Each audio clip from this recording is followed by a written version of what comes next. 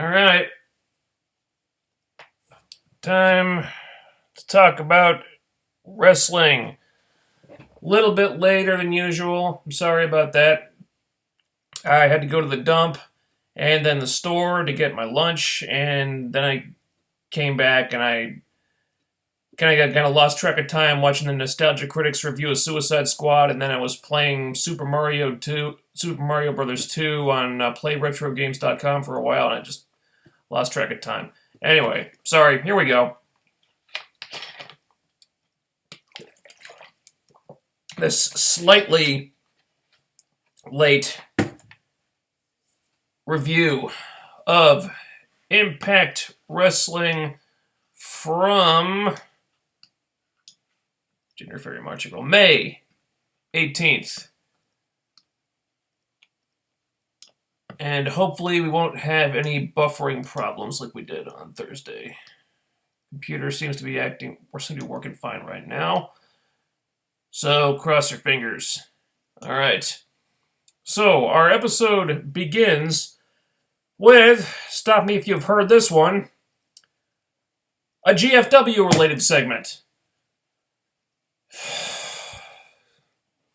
So we are having a tournament, a tag team tournament, to crown new GFW tag team champions. Because there are no GFW tag team champions currently. Titles are vacant. So rather than just getting rid of the titles because there's no fucking point in crowning new champions of a company that doesn't even fucking exist anymore, we're having a goddamn tournament to crown new tag team champions of the company that doesn't exist anymore. Jesus Christ. Okay, so we got LAX versus Laredo Kid and Garza Jr. You know what? Great match. I felt like there were some weird botchy moments early on. Maybe I was just seeing things, but really fun. They gave this almost 20 minutes. There was a cool spot where Diamante jumps off a top turnbuckle to hit Garza Jr. with a Hurricane Run off the ring apron. That was really cool. Great finish too, where they get the dude. I think it was I don't know, Santana Ortiz. I can't tell them apart. But he jumps off the turnbuckle and hits a code red onto Laredo Kid, and then they do like the blockbuster powerbomb combo. Really fun match. And they, like I said, they gave it almost 20 minutes, so a lot of time. One might say too much time, considering the whole idea of this tournament is fucking pointless.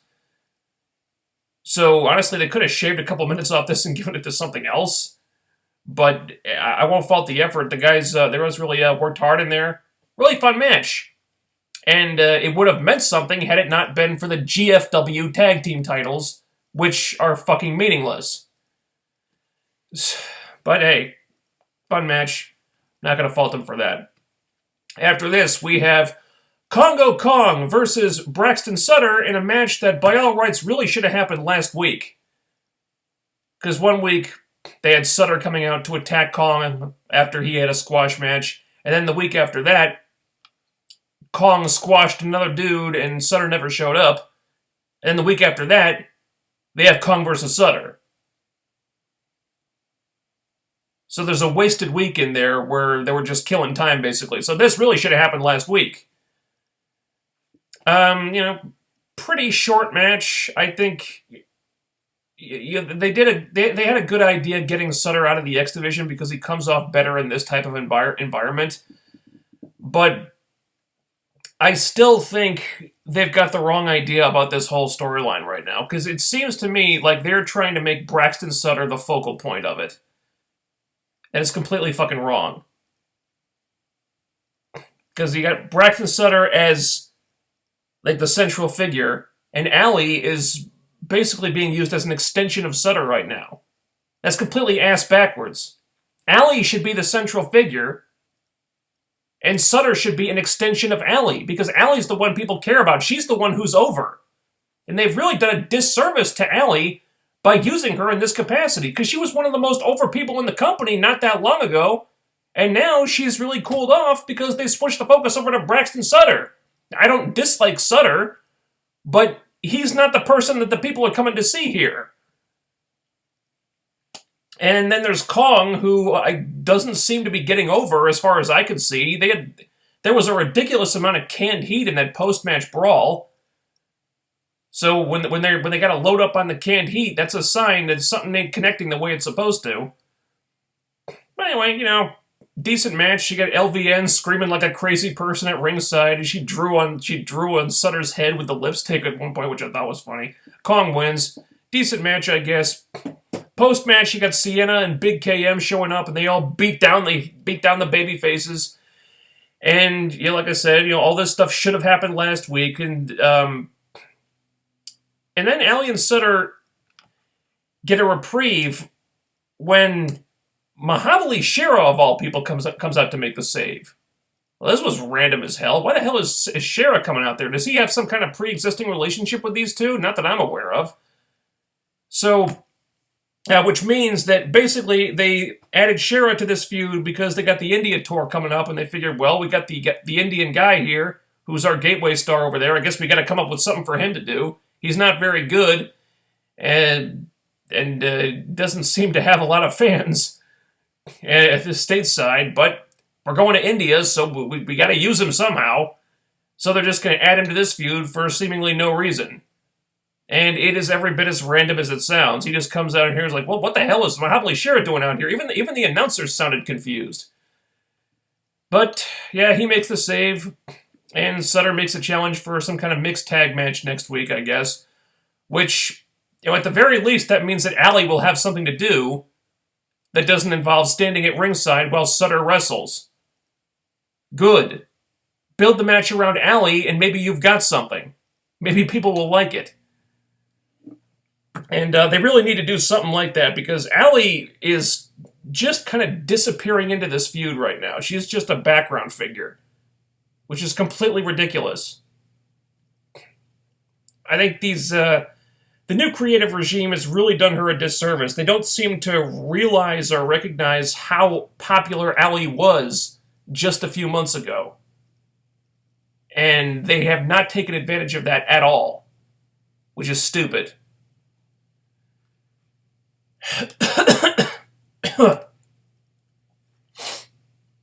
Anyway, then they have an admittedly excellent hype video for the Ultimate X match later on, and thankfully they did this because that was the only hype the Ultimate X match got. Because last week, Dutch Mantel just kind of acknowledges, he announces it in this really kind of a lame way. Like, it says, oh yeah, people on Twitter, in a Twitter poll I did, said that they like the X Division, so we're going to have an Ultimate X match next week. And that was the way they announced it in this underwhelming backstage segment. And then they had a really great hype video, but hey, would have been better if they'd had storylines that built up to it, and then promos from each guy and stuff like that. The kind of stuff that you usually do to hype a main event.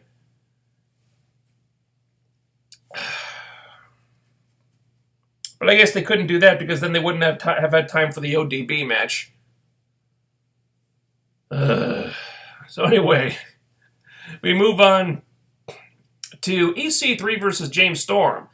After a really brutal freaking whipping with a belt last week that EC3 did to Storm, where his back looked like mashed hamburger by the end of it. And I gotta be honest, I don't really remember much about this match. I remember it being a good match, but one where Storm really should have had more intensity considering the whipping he took last week. But that's about all I remember, because they had Magnus out there on commentary to push this storyline that he's doing with Bruce Pritchard. And he's talking about himself, he's talking about all his various accolades and hating Pritchard, and I had a golden ticket to the main event of Slammiversary, and now I don't because of Bruce Pritchard. Damn Bruce Pritchard. And he's basically talking about a lot of stuff that has nothing to do with this match. And that's kind of where the focus of the segment was. So I remember all the stuff Magnus was talking about, and he did a really good job on commentary, but the focus was taken off the match as a result, so I kind of feel bad for Storm because he took that brutal whipping with the belt just last week, and then here's supposed to be the payoff for that, and they don't really focus on it. Because you got Magnus in there focusing on something else. Which is strange. And not really a wise decision from an in-ring psychology perspective. And so yeah, I remember it being a good match. It didn't really have the intensity that it should have had until the end, when the switch kind of flipped. And EC3 hits 2 finishers in a row, and then he brings in the strap again, and the referee stops him, and then EC3 whips the referee with the strap, and you saw the welts on him in the screen caps before we started here. So props to the referee for taking that beating. And then Storm takes advantage of this distraction, and he hits the backstabber when EC3 is distracted, and he's warming up the super kick, but then Magnus stops him, because Magnus came back after Pritchard showed up and ejected him from ringside for getting in Storm's face, but then he came back and stops James Storm. And then EC3 and Magnus are arguing, even though Magnus kind of helped him out. Not sure why EC3 had a problem with that, but whatever.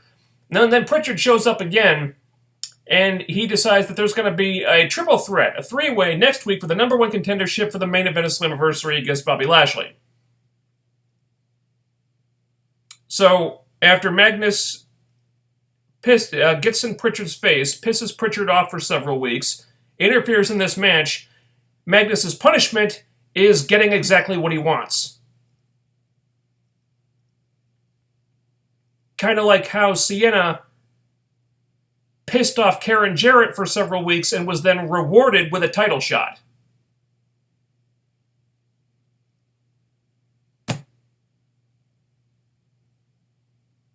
I don't get it.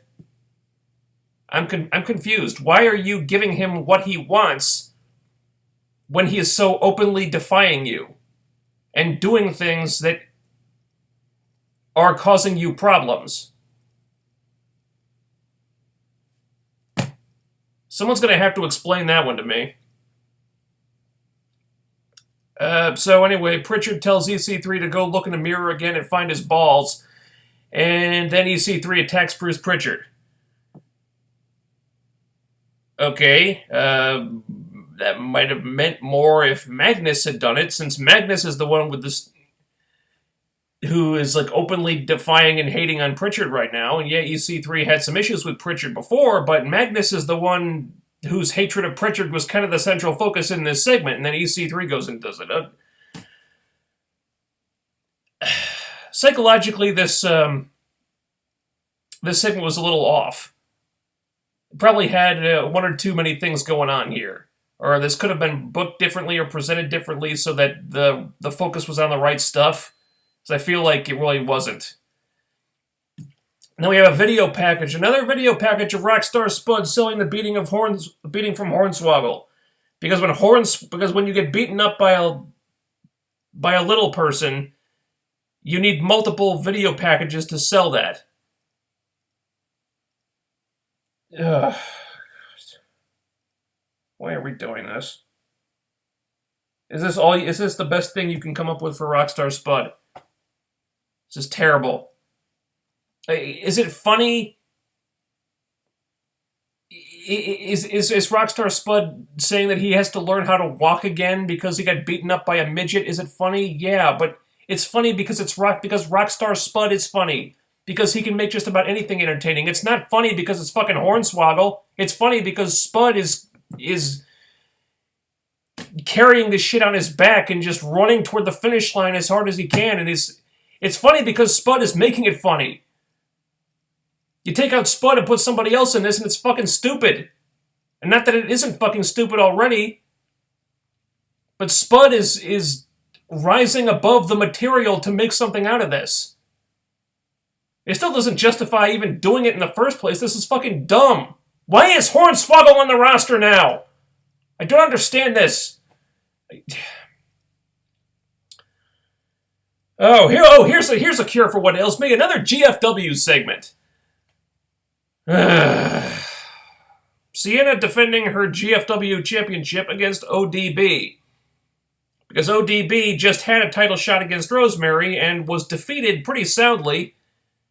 So she just gets another one. She gets another title shot. Meanwhile, you've got somebody like a Diamante who's looked super impressive and has actually beaten up the Knockouts champion on several occasions. Well, she's not getting any title shots. Why not? Why is ODB getting 2 title shots in a row when she lost the first one pretty quickly? Makes no sense. How about you give a title shot to somebody who's good? So ODB ain't good. She pretty much sucks. Thankfully, it was a rather short match. This whole match was basically let ODB get all her spots in because Jeff Jarrett likes her, and then Sienna just hits her finisher, and bam, it's over. That was the whole match. At least Sienna won, thankfully. It's about all you can take away from this. So then, we have a talking segment to break up all the wrestling. And, lucky us, it's a talking segment to push the feud between the announcers. The most hyped feud in the entire company at this point. So JB makes his entrance, says he hired an attorney, and that attorney has reinstated him as the lead announcer. And Josh Matthews is not happy about it. So JB brings out his attorney to make this perfectly clear. And his attorney is, oh yeah, you know it. You know it. I gotta use it. Hang on. Here it is.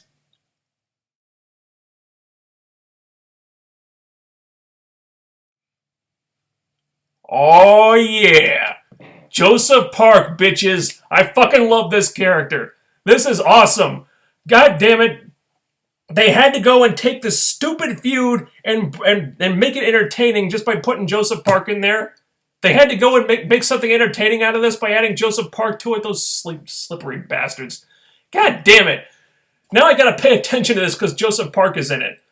And yeah, this character really is that entertaining. I mean, they kind of went off the rails with it back in the original run of the character. And yeah, maybe the character had been kind of overexposed after a while, but it's been a long time since we've seen him now, so it feels fresh again. And his interaction with Josh Matthews was actually pretty funny here. It's like, you're Abyss! We're supposed to think you're 2 different people? What are we all, 11 years old? He says, so they set up this fucking tag match for Slammiversary. He says, yeah, you're gonna have to find a partner, Josh. But you're gonna have to find a friend first. Shut up! You know? It's actually pretty funny, this segment, because Joseph Park is just that damn good. And consider this is the same guy who plays Abyss. Like Abyss from Decay, like the monster Abyss. And now he's playing this lawyer character. It's really impressive the range of performance ability that this guy has. Because if you can play 2 characters so well and be so entertaining with both of them, that's really impressive. It's a rare performer who can pull that off. But so I actually ended up really liking this. I don't necessarily want to see the announcers feud continue, but god damn it, if Joseph Park is in it now, it's gonna be entertaining. I can't deny that. Fuck. Oh, man. And with that, we come to the Ultimate X for the X Division Championship. Low Key defending against Andrew Everett and Trevor Lee. Great effort from all 3 guys here. I have no idea how Low Key continues to wrestle in a fucking suit. You notice when he ripped the jacket off, his back was all covered with sweat and everything, so that's got to be uncomfortable. But yeah, he's doing it. And, some really interesting spots here. You had Everett doing a shooting star press off the turnbuckle to the outside, which was really cool. Low-key punching out Trevor Lee through the chair, just bashing the chair and knocking him out like that. That was really nice. You had Shane Helms getting involved when Andrew Everett had Low Key in a bad spot and then hitting a neck breaker off a turnbuckle. And then You had Trevor Lee standing on Shane Helms' shoulders to get across the ropes because he couldn't figure out how to traverse the ropes for whatever reason. There was some good storytelling there. I'm glad they're continuing that feud, or at least they're trying to, even though it's taken a backseat. More on that in just a second. And then all three of them go for the belt at the same time, and then Low-Ki knocks them all off, and he wins, and he retains the title. Good match. Not very many spots involving the actual traversing of the ropes, though. And I kind of like to see more of those. So, ultimately, the gimmick felt kind of unnecessary, despite the effort of the three men involved. So I would say it was a great match, but kind of an average Ultimate X match.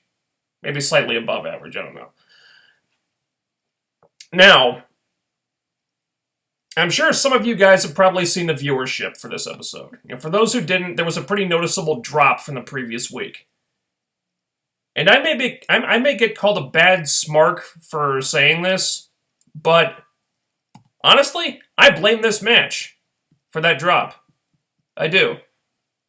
Not because of anything those three guys did wrong, but because when you get right down to it, there was no reason for this match to be an Ultimate X, or the main event of the show for that matter, aside from a Twitter poll, no doubt voted on mostly by smarks, telling Dutch Mantel that people like the X Division. And as we saw last week, that was pretty much his only reason for doing this. He said, oh yeah, I conducted a poll on Twitter for the fans to say what they want to see, and they said, we like the X Division. Okay, so we're going to do an Ultimate X match. By God. I'm sorry, you need more justification than that. You're just doing an X Division match, an Ultimate X match, because you think that's what people want to see. That's not going to get you anywhere. All right, consider this. When AJ, Joe, and Daniels main evented Unbreakable, did they get that spot because people just like the X Division? No. They got the main event because they earned the main event by being the hottest feud in the damn company at the time. Now compare that to what these guys did here. You got an Ultimate X match for the X Division Championship between three guys.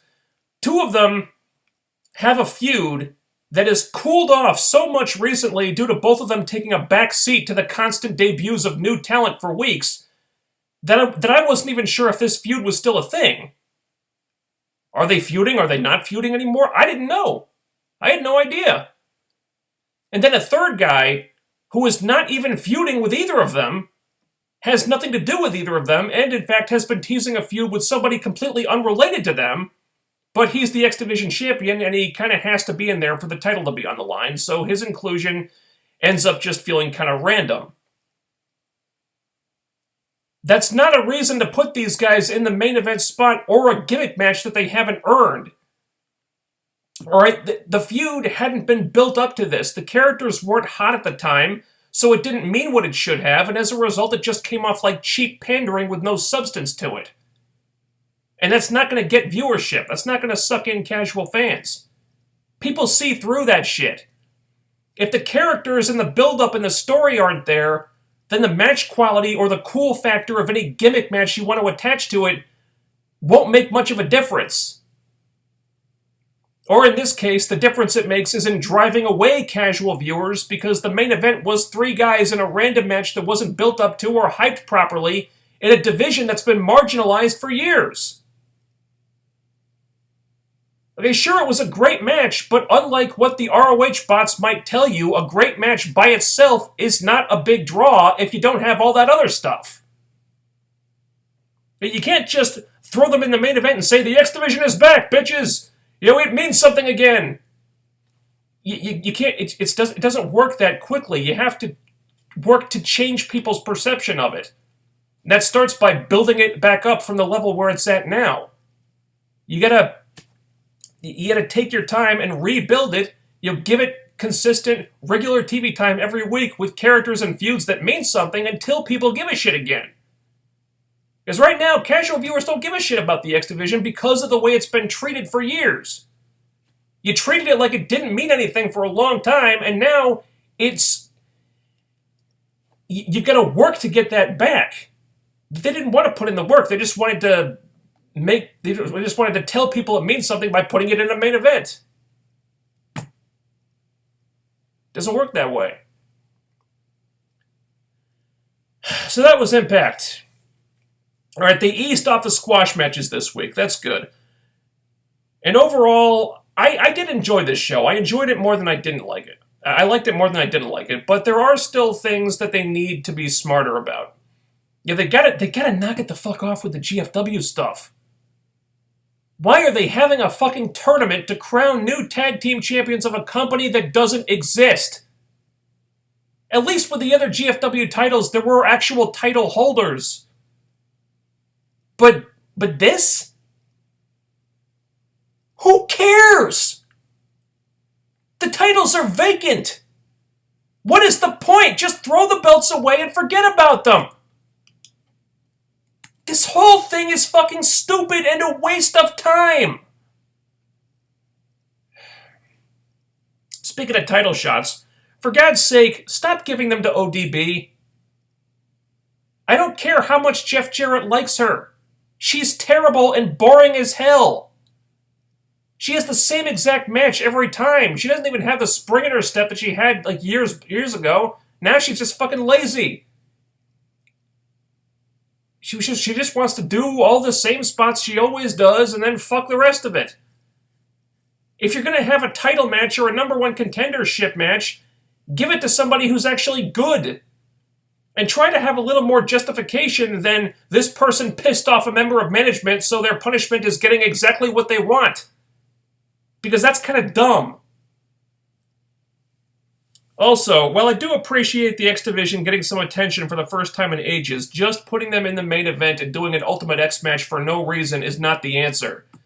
If you want this division to mean something again, you need to do it the right way, and that means giving them storylines and actual feuds that organically build up to those big matches so that when you do them and put them in those big spots, it makes sense to put them there.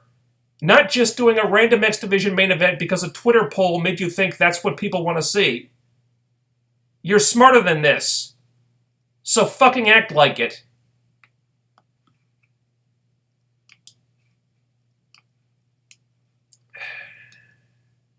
Alright. Let me just make this window bigger. Okay.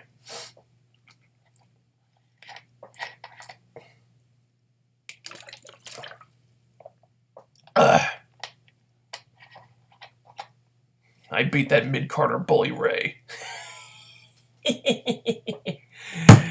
Great line, yeah. Hashtag karma.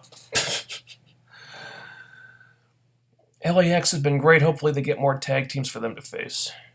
Yeah. I miss the Decay, man. Yeah. What are they doing with Spud? Beats me, man. It's like... I guess they have it in their heads right now that he's just a comic relief character, but man, he can do so much more than that. I mean, ask Raven Effect. Raven will tell you this guy could be like the next great manager in wrestling. And he's got the mic skills to do it, to be like a Bobby Heenan type character. If you don't want to use him as a wrestler, make him a manager for somebody, a mouthpiece. He's one of the great talkers in the company. Why are they wasting him in a feud with fucking Hornswoggle? Too much GFW. Ain't that the truth? The only TNA title that's getting focus is the X Division title. Everything else revolves around GFW. Awesome, right? Unless it's not. Yeah. Spud's injury promo segments are getting more TV time than Rosemary. Alright, I kind of understand why Rosemary isn't on TV right now, because she's selling the destruction of the Decay. So you can say she's off dealing with that. And also, I think they're doing the title unification thing, so now they're building up Sienna. They're probably building up Sienna versus Rosemary, but you gotta... They need to get her back on TV. Quickly.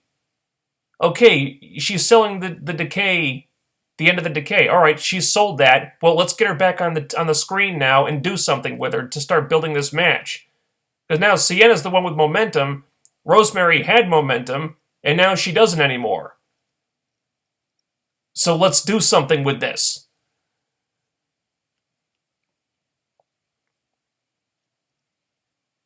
Okay.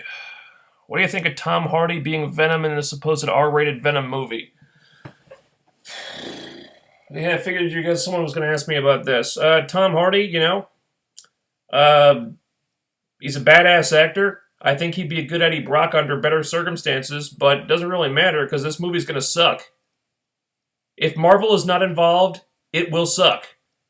Because this isn't Sony doing a Venom movie because they think they know how to do it right. This is Sony doing a Venom movie and rushing it out the door because they want to keep the rights to Spider-Man from reverting back to Marvel. That's the reason they're doing it.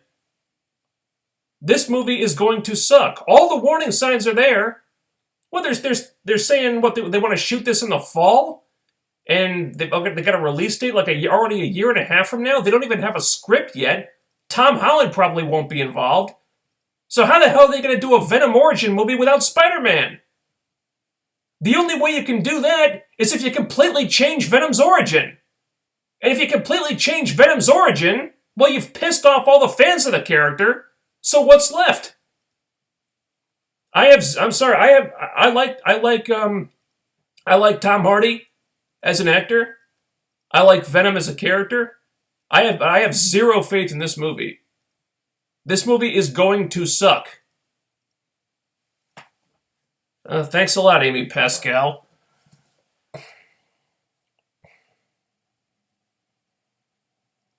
Kong got exposed. I think he had a moment where he stopped before hitting the turnbuckle.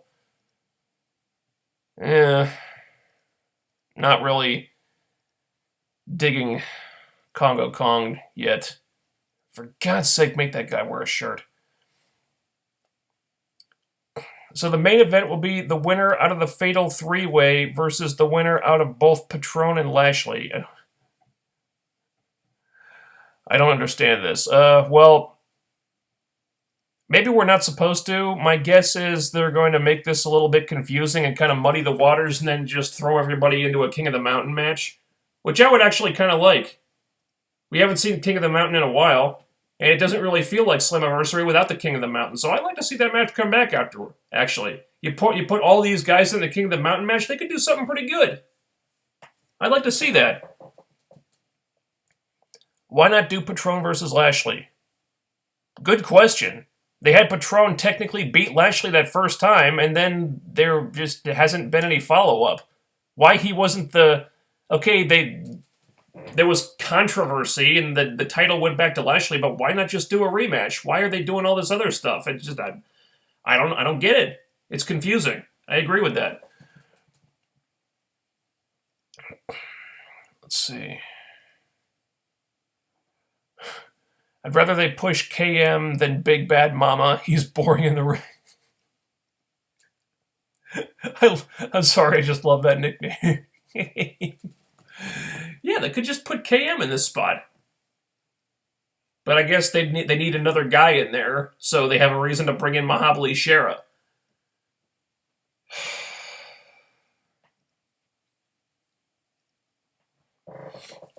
This Joseph Park stuff doesn't make sense. Josh Matthews is the only person who seems to understand that. Just play the plot hole soundbite. Yeah, I'm willing to cite pro wrestling logic on this one.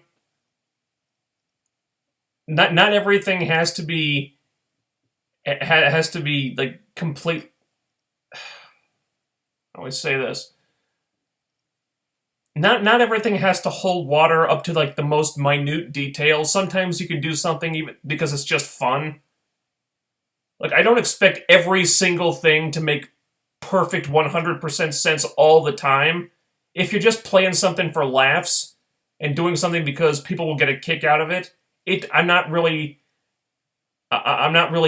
going digging for plot holes everywhere. If Joseph Park, if they're playing it like he's a real lawyer, like, okay, whatever. Yeah, he's just a split personality of Abyss, but goddammit, it's funny. It's kind of amusing how Josh Matthews is the only one trying to poke holes in this. Everybody else just accepts it because they like Joseph Park. And he's the only one saying, no, none of this makes any sense! You're Abyss! We're supposed to pretend you're a different person? This is stupid! But everyone else is just rolling with it. It's actually pretty funny to me, you know? How many shows are you going to talk about next combo show? Next week it's Arrow and Flash, and then the season's over. Beyond that, I'll have a bit of an announcement about that in Thursday's live stream, so tune in for that. Not a mixed tag match. Oh, it's a regular tag match. Oh, perfect. So the person that the fans care most about won't be in the match. Oh, great. Yeah, great decision there, writers. You're just going to use Allie as Braxton Sutter's arm candy? Oh, yeah, awesome. It's a great use of Allie. Fucking idiots. They had a golden opportunity to not have Storm appear on this show since they've got trouble featuring all people properly because of that EC3 attack, but no, they had to have the match this week. Yeah, and then they didn't even really sell the match from a psychological perspective. They should have been a lot more intense, and Storm should have been a lot more pissed off than he was in that match. Is Slammiversary at this point going to unify both the Impact and GFW titles? I feel at first it was the plan, then Impact realized that Slammiversary is too far away for this to be dragged on. That's my take. I assume they're going to unify the titles. But at this point, who the hell knows? Sharon Sutter versus KM and Kong this week. Yeah, so the women won't be involved. Wait, the women are the ones that people care about. Jesus Christ.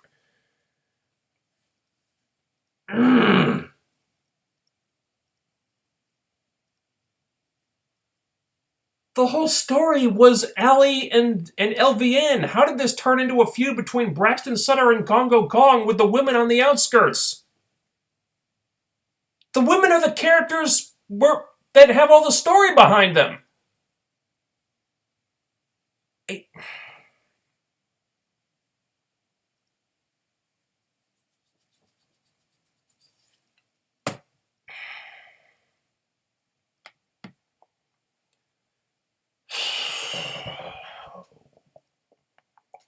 What Impact should do is make Explosion into their second show.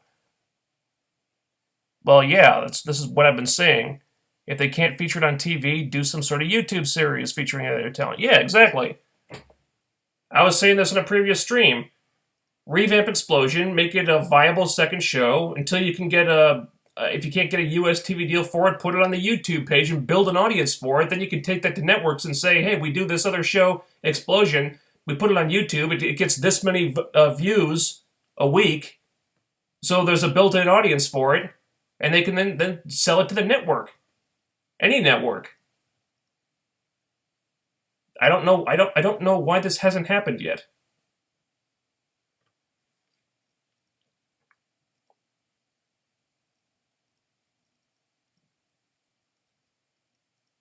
Okay. Can you explain to me why they're keeping the GFW titles? I think they should just get rid of them. Yeah, me too. Can I explain to you why they're keeping the GFW titles? And I can't really. My guess is that Jarrett just refuses to let them go because GFW was his vanity project and he can't accept that his vanity project failed. And this is pretty much all about just massaging his ego because he couldn't make GFW work. And now he just wants to fool himself into thinking that it was actually more of a success than it ended up being. Which isn't easy because it was no success at all. But he wants to save face and he wants to at least imagine or pretend that it was a success, and that means treating the titles like people actually give a shit when they don't.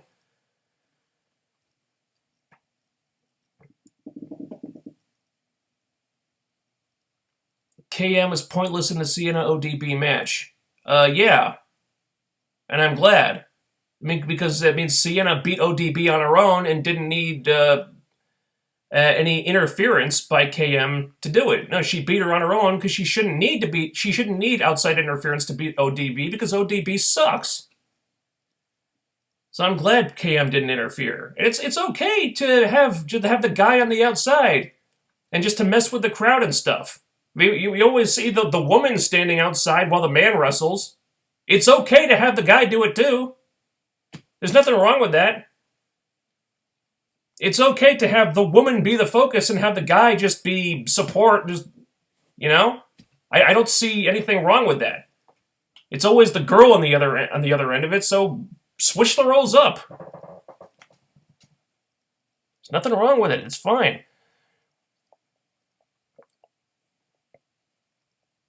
Okay. Fuck the haters. Joseph Park is back, bitches. Hell yeah.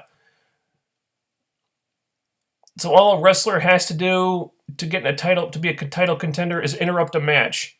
Well, there's more to it than that. They can interrupt a match, or they can, piss off a member of management backstage, like Sienna did.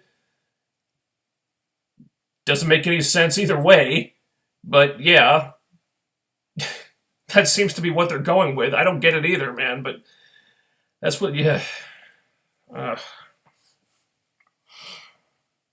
See, the grade for this show is coming down now, because the more I talk about this, the more I'm saying to myself, wait, that's kind of stupid. Yeah. I agree. Joseph Park and this Borash Matthews feud makes the feud 100 times better. Also, when are they going to film the episodes in India? I guarantee Sanjay Dutt will beat Low Ki. Well, it's got to be pretty soon, right?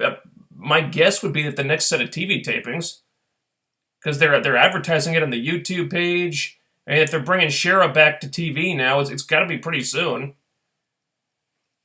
And I think it might be a little too soon to have Sanjay win the title in India, but it's a nice feel good story if he does. I don't know, maybe they could time it so they film Slammiversary over there too. Might not be possible logistically, but if they could do it, I'd say maybe have Sanjay win the title at Slammiversary, possibly. It's a nice feel good story for Sanjay, the best wrestler to never win the title, finally does it in his home country. Be nice to see Sanjay get an accolade like that. Hit him with the TK3, which is not a finisher. It's sort of a finisher. Whatever.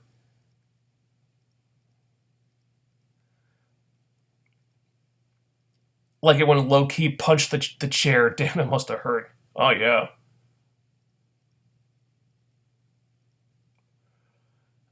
Can we say a lot of bad things about the current booking, but we can deny how much progress they made with the X Division, making it relevant again for the first time in years with weekly action. Yeah, that's really all it took, too. Just giving it regular TV time made it relevant again. Imagine that. Okay, thoughts on the Orville. Okay. Well, for those who don't know, the Orville is Seth MacFarlane's new series. Not animated this time, it's live action, so it's kind of like if Star Trek was a comedy. Looks fun. I really like Adrienne Palicki in like anything she's been in, so her being the XO is really cool. I really miss her on S.H.I.E.L.D., but at least she's back on TV somewhere. Because damn, that woman is attractive. But yeah, first trailer, it looks good. Not sure all the jokes land completely, but they got some funny stuff in there. I like the Norm Macdonald voicing the sentient blob of ooze or ectoplasm, whatever that was. I'd like to see more, but yeah, I'll check it out when it premieres. Yeah. Okay. Joseph Park. No Rosemary for weeks, but Joseph Park is on Impact. Yeah. Her reaction to that on Twitter was kind of funny too, because she had no idea what to make of it. But yeah, we saw Rosemary during the funeral for Decay segment. I would suspect that if Joseph Park / Abyss is back on TV, that means Rosemary's not far behind. Not saying she'll be involved in the Joseph Park stuff, but I see no reason for her to sell the end of the Decay anymore. Although I think that will resonate. She'll probably be a babyface now, which is cool. You know, change up the character a little bit because of what happened to her. I think there'll be a lot of sympathy for Rosemary now. So if they can get her in a decent storyline, I think everything will be fine. But they just got to get her back on TV. It sucks not having Rosemary on the show. I liked last week's show, but not this one. Okay. All right, I hear you.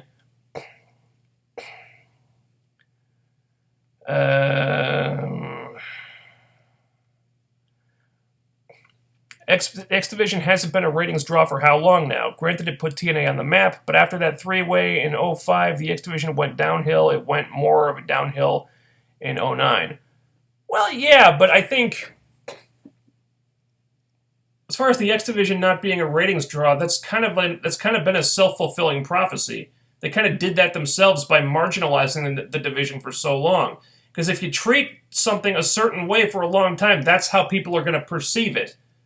So you can't treat something like it doesn't matter for a long time and then immediately tell people that it does matter and expect it to draw ratings. It doesn't work that way.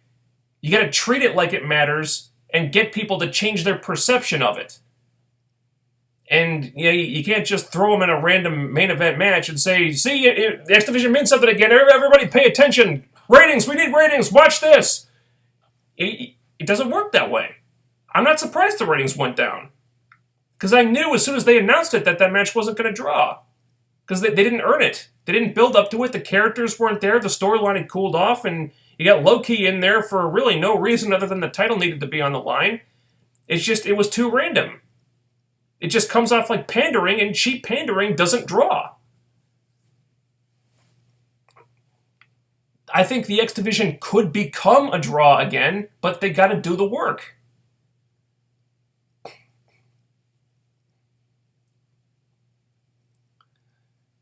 Think about Bill Maher saying superhero and TV is the reason Trump became president. No, Hillary Clinton playing identity politics is the reason Trump became president.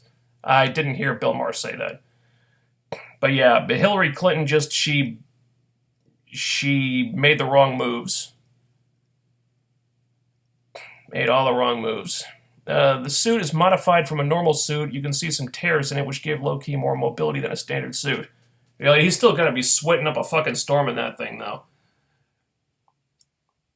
How to make the X Division interesting. Make multiple storylines go on within that feud. That's why I recommend make Explosion some type of second show to showcase another X Division feud.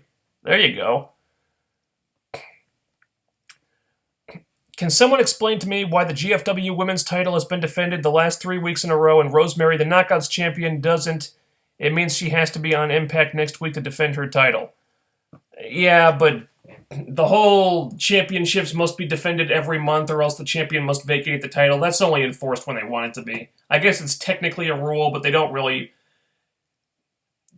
make it a thing unless it's part of a storyline for something. It's not really something that's enforced all the time. So it's very selective. But yeah, all this focus on the GFW women's title, Knockouts champion being ignored, it's all Jared. He wants to pump up, the importance of the GFW titles because that was his vanity project. It's all about ego with that guy.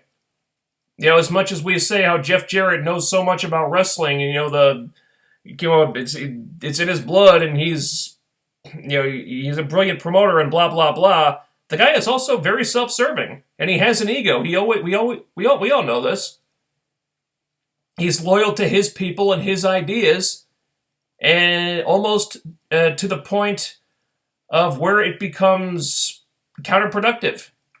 I think that's what you're seeing now. Putting all this focus on the GFW titles, but that nobody cares about except him. Since they're casting the New Mutants, what exactly are Magic's powers? Can she go to alternate universes or just time travel? I guess it all depends, because I don't know what version of magic they're going to be using in the movie. My guess is they're going to do away with all the storyline about how she went to limbo for years and grew up in limbo and came back with like the soul sword and whatnot.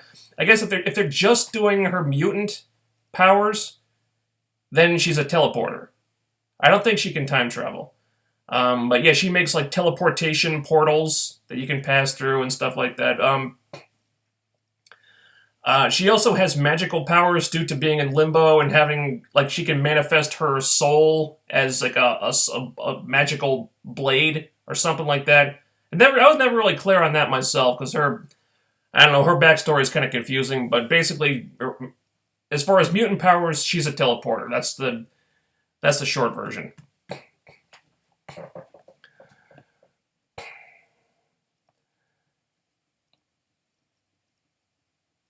Let's see.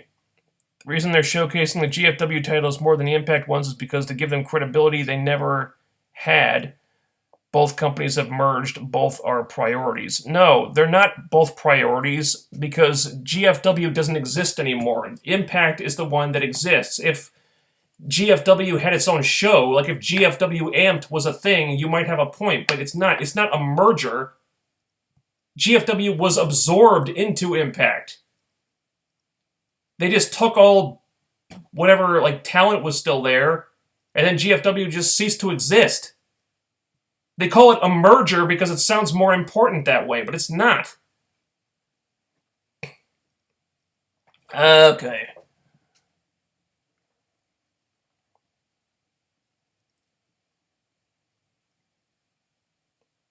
Alright, where am I? There's a whole bunch of new comments just got loaded all at once.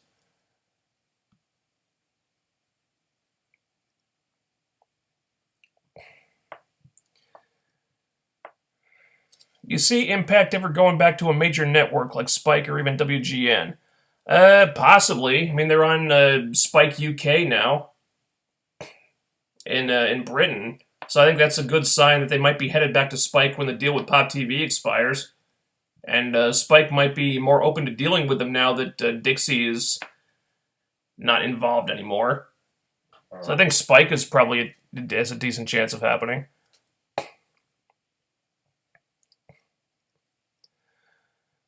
See, I like them rebuilding the X Division and tag titles back up, but they really need to work on the Knockout Division, especially since this year is the Knockout's 10-year anniversary. Yeah, you'd think we would have heard something about that by now. I'd like to see them do something special for the Knockout's 10-year anniversary. But, I mean, they've got a good roster now. They've added a bunch of new talent, some really good new people in there. I don't know, it kind of seems like things are just treading water until they get this GFW nonsense squared away. So maybe once those titles merge, we'll get more of a direction. And also they gotta get Allie back in the mix too. And Rosemary. But yeah, I mean, maybe after Slammiversary we'll start to see some kind of build up to, I don't know, I want to see them do something to acknowledge the 10-year anniversary at Bound for Glory. I want to see them do some kind of special event there. And I don't mean just throwing them all in the same match, like like another gauntlet match to commemorate the original gauntlet that launched the division or whatever. No, I want to. I don't know what they could do, but some kind of acknowledgement of like 10 years of the Knockouts would be nice. I think they got to do something with that.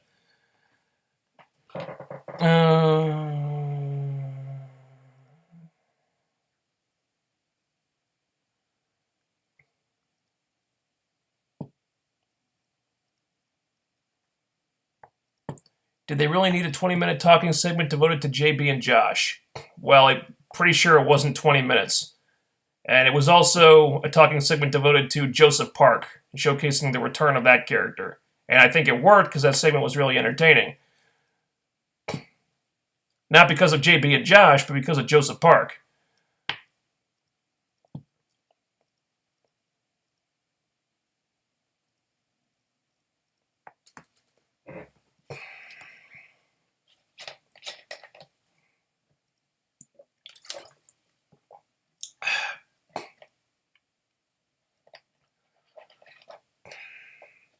Thoughts on WWE signing Kairi Hojo and Io Shirai? I'm not familiar with them. I think it's cool that WWE are going outside the box and signing these Japanese talents for the their female roster because you know Asuka has been a rousing success apparently. So it's cool that they're diversifying things.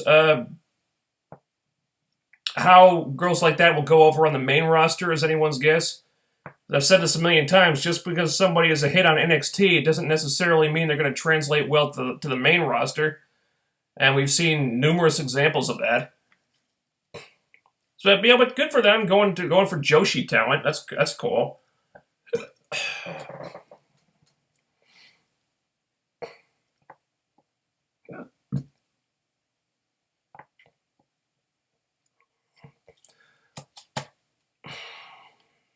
What do you think Anthem should do to get fans more interested in wanting to get the Fight Network app, Total Access app? Do you think it was a good idea for them to stream new live pay-per-views on their apps?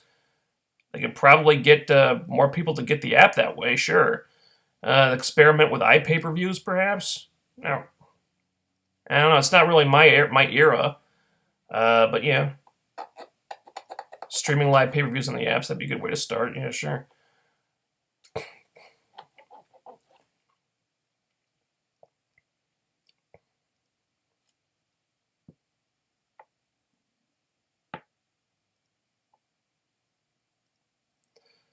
You say storylines, but please tell me past storylines. The storylines in the past X Division was the history of competitors that had with each other. Past storylines? AJ, Joe, and Daniels feuding. It was technically a storyline. I mean, it wasn't story heavy, but it was a feud that connected with people. I'm not saying everything has to be like bad influence accusing AJ of knocking up Claire Lynch or whatever. It doesn't have to be that storyline heavy, just enough for people to connect with. Like Andrew Everett Trevor Lee is a storyline there. Not storyline heavy, but it's enough of an angle that you understand why they don't like each other.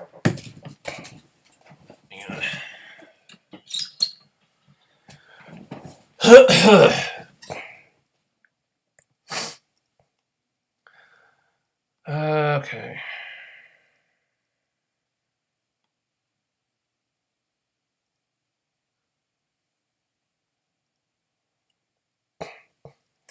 I don't see where most of these feuds are going. The whole Sienna faction versus Sutter and Allie, where will this go? Granted, Sienna wants revenge, but didn't they get revenge plus it's a faction?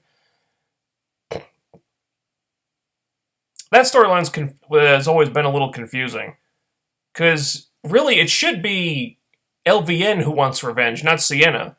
What the hell Sienna want revenge for? Them driving Maria away from the company was a good thing as far as Sienna's concerned, because now she's the one in charge, she's the one getting a lot more attention, and she's the one leading her own faction, whereas before, when Maria was there, she was just the heavy who barely got to talk. Sienna should be happy, because what Allie and Sutter did her a big favor. LVN is the one who had her life, destroyed. She's the one who should want revenge. So this whole storyline, basically since the wedding, has been kind of ill-conceived with the focus on the wrong people. So where is that going? I'm not sure. That is an excellent question.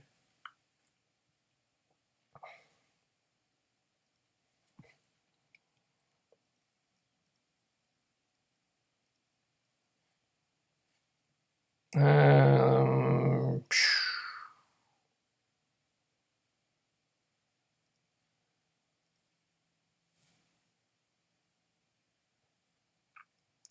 do you think will be the breakout star for the X Division? Matt Sydal or Desmond Xavier? I can't lie, I prefer Desmond as long as he's a good talker on the mic.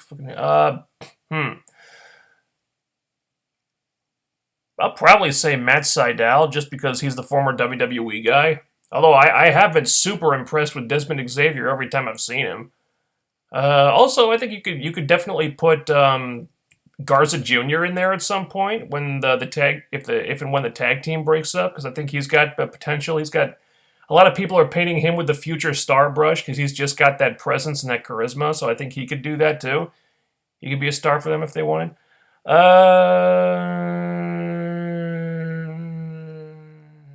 Let's see.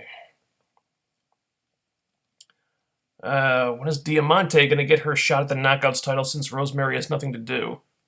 Good question. I'm surprised it hasn't happened already. I mean, she beat up the Knockouts champion several times, and yet it's ODB who gets the title shot. Makes no sense. That match should have happened by now.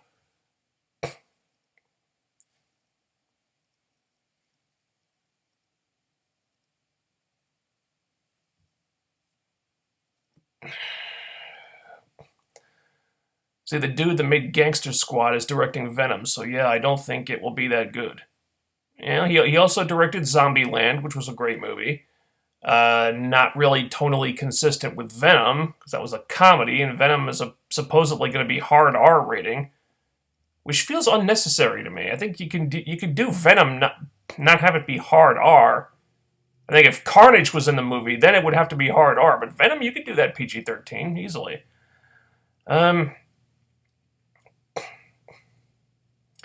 Why did management not suspend EC3 for laying his hands on both officials and Bruce Pritchard? Probably for the same reason why Magnus got into a #1 contendership match for doing nothing but pissing Pritchard off. I'm not saying it makes sense, guys. I'm confused about that too.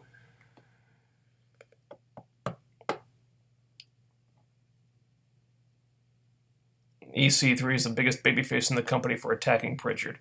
Not quite yet. If he attacked Karen, then he'd be the biggest babyface in the company.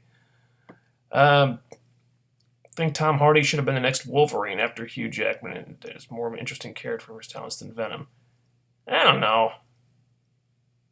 I mean, I think Wolverine was overexposed in the X-Men movies, but I mean, I don't know if anybody else can play Wolverine. I don't think I'd want to see anyone else play Wolverine, at least for a while. I mean, Jackman was the perfect Wolverine, even though it kind of bugged me that he got so much focus over all the other X-Men, to where those movies were basically Wolverine and the X-Men instead of just X-Men. So I don't know. I don't want to see anybody else playing Wolverine for a while. Just do X-Men for a while. Let's give them some focus. All right.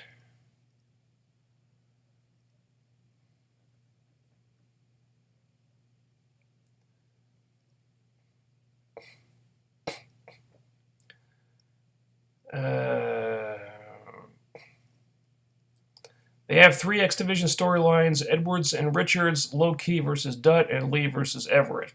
Well, Edwards and Richards isn't really presented as being part of the X Division, though. I guess you could make that classification because they're both X Division sized dudes, but it's kind of being booked and treated as if it's an upper mid card feud.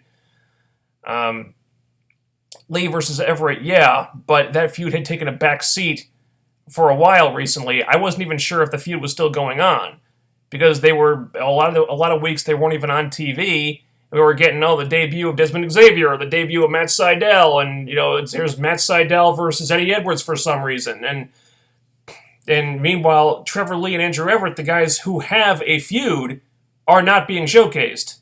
So I wasn't sure if that was still a thing. It cooled off. It was getting over. It was going really well, and then suddenly they're shoved to the background for a while, and then all of a sudden they're in the main event. That's why it doesn't work.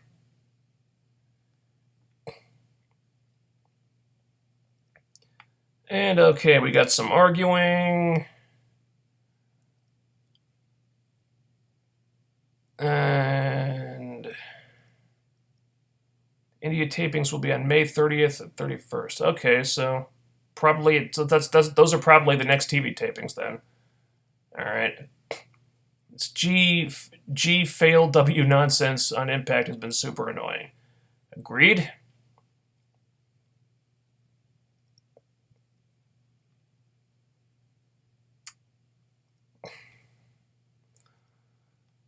Okay.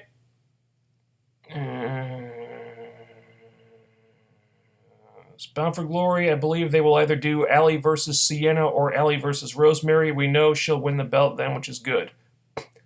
Well, my hope is that it will be Allie versus Rosemary for the title of Bound for Glory. We got a while to get a number of months before we reach that point, though. I think that's the smart play. I think that's what they should do. I don't know if that's in the cards right now because management seem to have it in their heads. And I talked about this on the Knockouts podcast that I did with Hurls, which you can listen to on the HeelCast channel. It seems to me like the new regime have it in their head that Sienna needs to be the top knockout and not Rosemary. So I'm kind of, if and when they unify the titles, I'm kind of expecting Sienna to get the rub there. So that kind of puts the kibosh on Rosemary holding the title till Bound for Glory, and then finally starting the feud with Allie that we all want to see. But I don't know. Anything can happen still. Let's see. Your take on Power Rangers underperforming. Did it underperform? I thought it did. Thought it did pretty decently at the box office.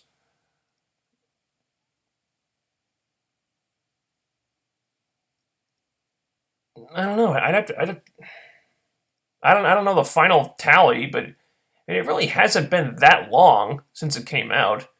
I remember it had a fairly decent opening, so I don't think it exactly tanked or anything.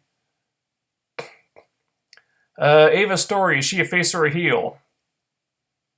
I think she is whatever the writers want her to be on any given day. She's enhancement talent for the moment, so whichever person she's facing, she's the person. Whatever her opponent is, she's the opposite, I guess. When they decide to give her an actual gimmick or an actual character, I guess then they'll classify her as one or the other.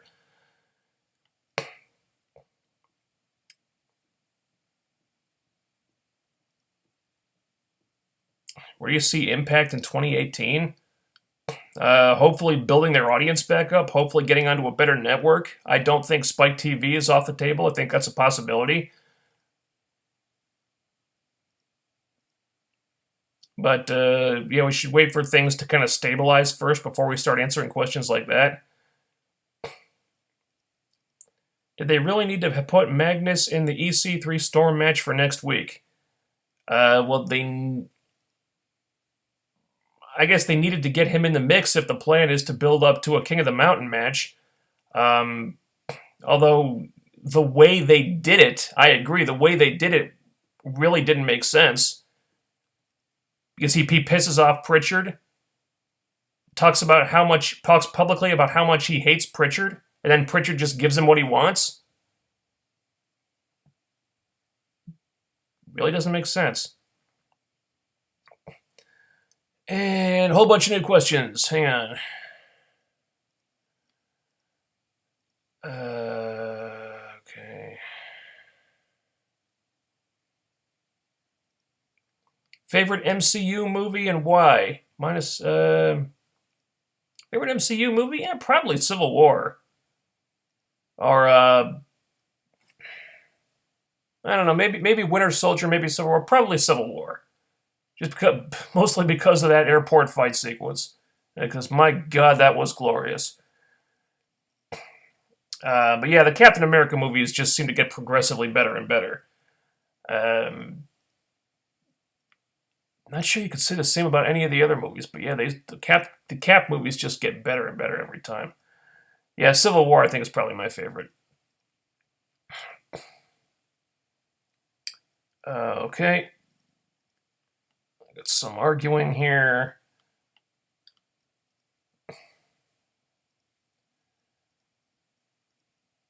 My guess is Sony are going to introduce some Spider-Man characters that will be post-Peter and then bring in Miles, so in the MCU as Peter, and they have a separate Miles universe. I doubt it. I think I think part of the Sony when the Sony hack happened, there was a lot of like insider information released. I think some of that was Sony had like stipulations when casting the new Peter Parker. One of the stipulations was that he had to be white, the actor. So I don't know if Sony is too keen on doing a live action Miles Morales movie. Um, I guess anything's possible, but I suspect they'd probably want to stick with Peter Parker, which from a business standpoint is probably the smarter way to go.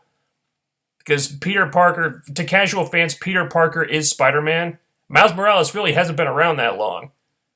I'm not ruling out that there could be a Miles Morales movie or a Miles universe in the future, but right now he's an unproven character. Peter is the proven character. He's the one that's proven to be able to carry a franchise, so they're going to want to stick with him as long as they can. What talent should be showcased more on Impact? Eli Drake, goddammit.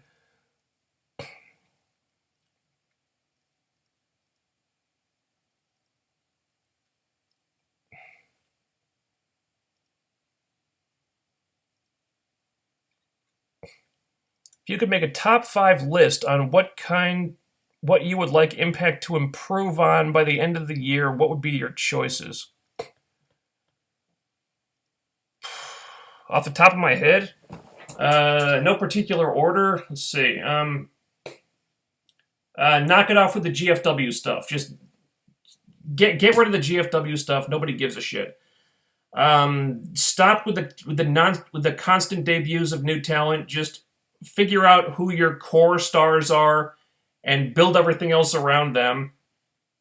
Try to get a younger voice in the creative team, because right now it's just a bunch of middle-aged dudes who are, I think, a little bit out of touch. And you got to get somebody in there who is going to know how to appeal to younger fans, who knows what younger fans want, and who is going to have an attention to detail that I think the current creative team lacks, which is why you're getting stuff like Magnus getting what he wants for acting like an asshole. Get Karen Jarrett off TV. How many was that? Was that 3 or 4?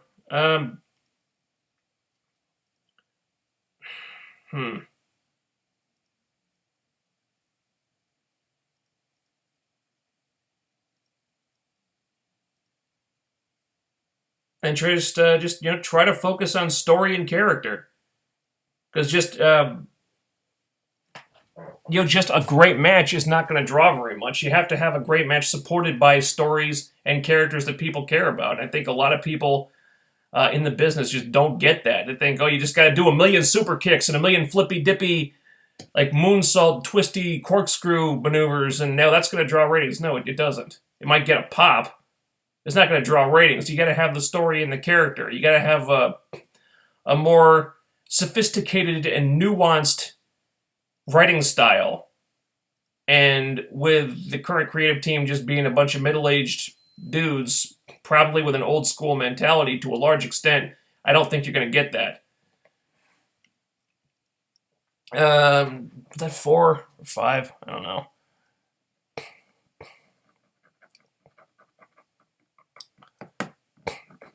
Allie should start feuding with other women, because this feud with Sienna and LVN has been going on as long as Gail versus Maria.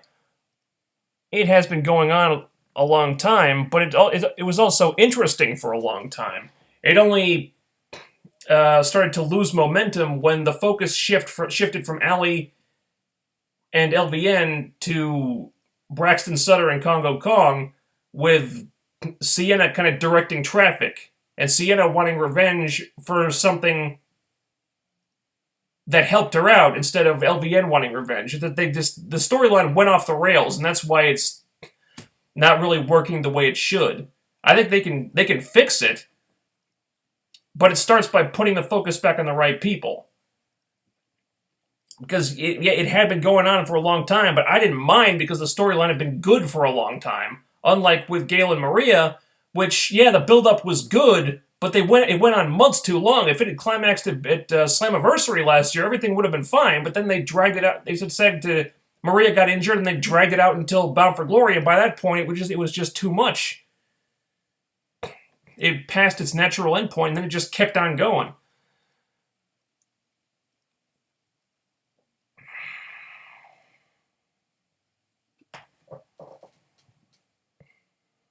Let's see, Diamante versus Rosemary should be the feud for the Knockouts title.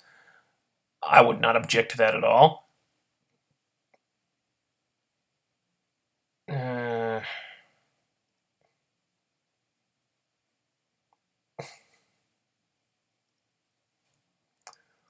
Russo tweeted that no one could name 5 pole matches he's booked in his 20 years in the business. I laughed for hours. Well, he has booked some pretty bizarre ones in his time, hasn't he? He's had a championship on a pole matches, a kendo stick on a pole matches.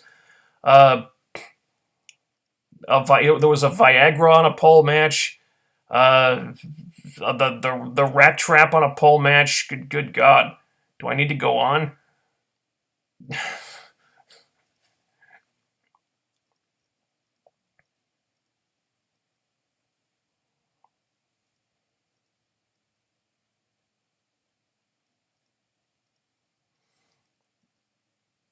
Amazes me that EC3 just attacked an official, but Pritchard waltzes into the ring and they let him talk instead of beating the crap out of him. Well, Pritchard is technically his boss. And the other person capable of doling out title shots or not doling them out, so... And another big deluge of new comments. Alright, where am I? Okay.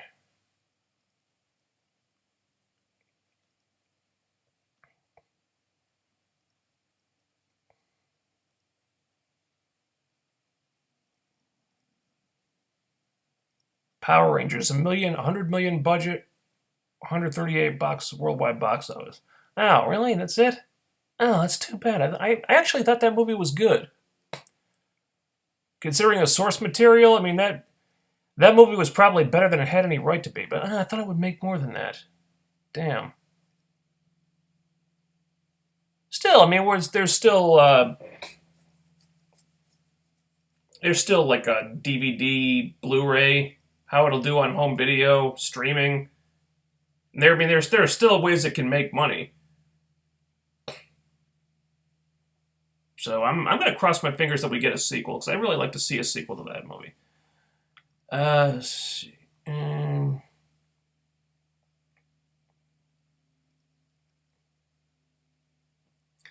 Do you think Impact should create a hardcore division? No, absolutely not. I think the hardcore stuff was a product of the 90s, and I think it should stay there. I'm not above having an occasional hardcore match, but a hardcore division, no. I have no desire to see that. Oh, jeez. Could someone please shut up Rebby? I wish. I'm getting sick of hearing about her. Okay, I get it that you're pissed off about the situation with the Impact and the broken universe, the rights to the broken universe, whoever owns them and whatever. But I mean, is she like incapable of acting like a fucking adult?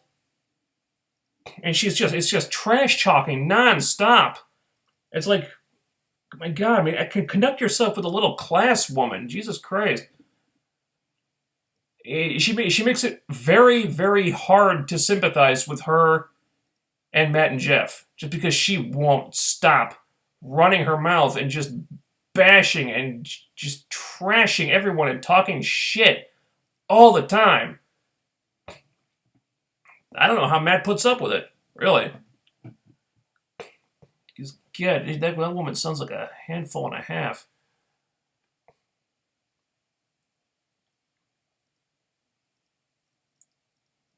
Okay.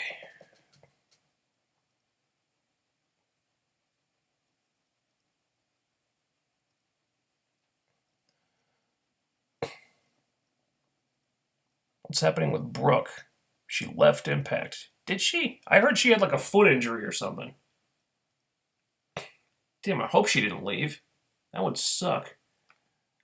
I was really excited to have her back.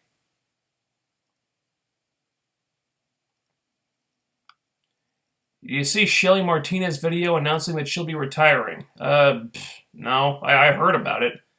Didn't really care.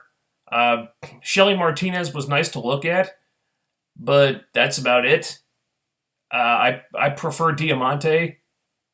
I'll take Diamante 100 times because Diamante is a great wrestler and really cool. And yeah, I would not kick Shelly Martinez out of bed, but I think Diamante definitely fits with LAX better. I'll say that. They don't have a spoiled rich character in the knockout division. Well, they had LVN. I think I'd like to see her go back to that character at some point. Because I don't know how much more mileage there is in the drunken, jilted Bridezilla crazy lady. I thought she played the rich bitch character well. I don't necessarily think they have to recreate it with somebody else. What are you looking forward to with the India tapings next month? I am looking forward to them getting out of the Impact Zone. Because, I'll give them credit. The Impact Zone has been a lot livelier recently. The crowd has come back to life to a certain extent, but I'm definitely looking forward to them shooting TV in a new venue. We don't really get to see that very often.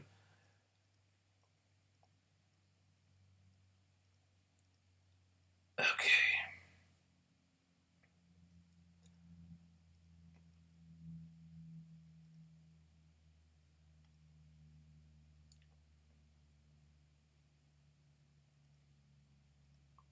I have no clue. I checked Impact website. Brooke isn't listed on the alumni page or the active roster. Alright, well, they don't always pay a great deal of attention to that aspect of the website. Last I checked, Gail Kim was still listed as being on the active roster when her contract expired a while ago. I mean, she's technically a free agent, but she's listed on the active roster. I remember friggin' Bully Ray was still listed on the active roster after he returned to WWE. You can't take the website as an accurate source of information because they barely pay attention to that thing at the best of times. Granted, they're doing a better job of it now that Kevin Sullivan's back and said, hey, we've got a website, we should probably do something with that so it's not a complete embarrassment. So they pay a little bit more attention now, but it's a work in progress. Brooke foot injury, maybe Ivelisse Velez maybe coming for a TV show or two. Ray with Lucha under the trade thing. Yeah, it would be nice if they could use Ivelisse. Maybe make up for choosing Lady Tapa over her during that gut chick match. God, people still talk about what a brain fart that was.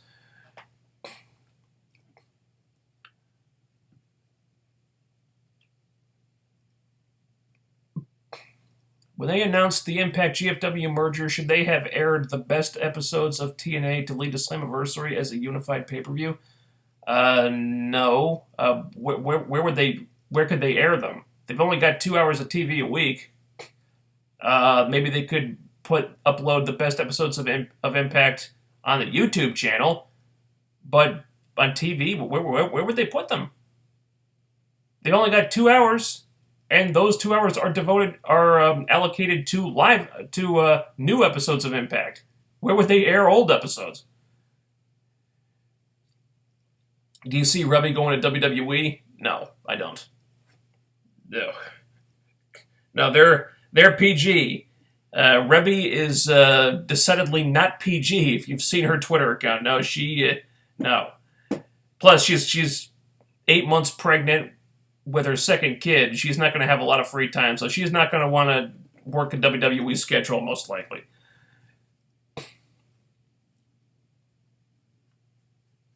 How long is Eddie out for? No idea. No idea. They said it was minor knee surgery, and if post knee surgery he got involved in an angle, and they did the angle where Davey attacked the knee with the crutch and everything. So if he's doing stuff like that, the injury probably isn't too serious. So I'd say, I don't know, maybe less than 6 months. Although, how severe the injury actually is, I have no idea. How long until Jeff Jarrett is back in the ring? Well, I don't know if it's true or not, but the way I heard it when this whole Anthem deal happened was that one of the deals, one of the stipulations of the deal of Jarrett coming back was that he couldn't be on TV. So if that's a real thing, then he won't be back in the ring, at least not an Impact ring. And thank God for that, because I have absolutely no desire to see him back on TV. We already got the GFW crap to deal with. We got his wife to deal with. I don't need Jeff back too.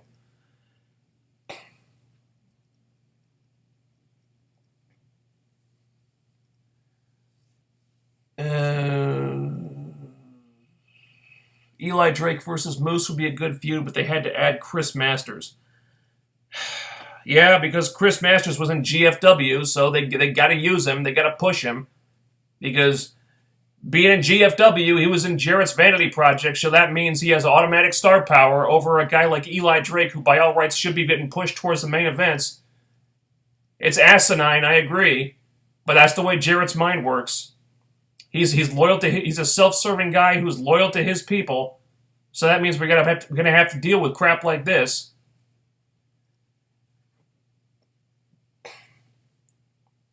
Hearing Andrew Everett was injured or something.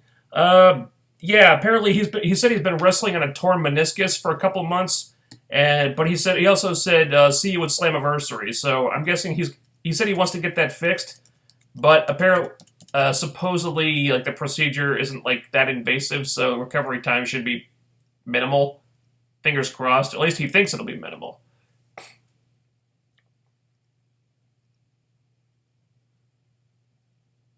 If Impact could create a division of Bullet Club along with Cody, who would you want in it? Well, I wouldn't want a Bullet Club faction, because a Bullet Club is fucking stupid. Who would I want in it? The Young Bucks and Kenny Omega. They're the only guys in there that I really care about. You really hate GFW, don't you? You know what? I don't have strong feelings about I didn't have strong feelings about GFW one way or another. I really didn't give a shit about it until they started cramming it down my throat and up my ass. Now I just find it irritating. And, I think that's going to do it. I'd like to end this before my voice starts to give out again. Feeling pretty good about it so far, but I don't know how long that's going to last. So I think that's where we'll call it quits for today. Thanks everybody for tuning in. I know we had there were some people disagreeing and kind of arguing a little bit in the chat room, but that's their prerogative. I don't, I try to be pretty lenient about what goes on there in case people start spamming me or just being assholes about it. That's when I gotta kind of probably need to lay the law down or something, I guess. Maybe a moderator would help with that. I don't know. But, thanks for tuning in. This Thursday, we're going to have the season finale of the Comic Show Post Show. We got the season finale of The Flash and Arrow to talk about. Also, I'm going to have a little announcement about future live streams of that show. So please tune in for that. And otherwise, I will talk to you guys next Saturday for the next review of Impact. All right, so, take care, and I will talk to you guys in a few days. Over. Out.